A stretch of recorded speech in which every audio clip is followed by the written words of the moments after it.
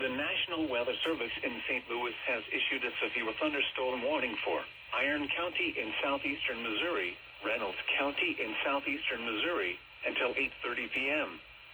At 7:52 p.m., a severe thunderstorm was located 8 miles south of Bunker, moving east at 45 miles per hour.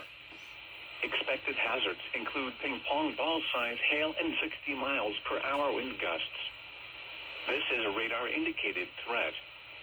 The following impacts are expected. People and animals outdoors will be injured. Expect hail damage to roof, siding, windows, and vehicles. Expect wind damage to roof, siding, and trees. This severe thunderstorm will be near Bunker around 8 p.m. Reynolds around 8:05 p.m. Other locations in the path of the severe thunderstorm include Glover. This also includes Johnson Shut-in State Park, Fort Davidson Historic Site, Elephant Rock State Park, and Tom Sauk Mountain State Park. For your protection, move to an interior room on the lowest floor of a building.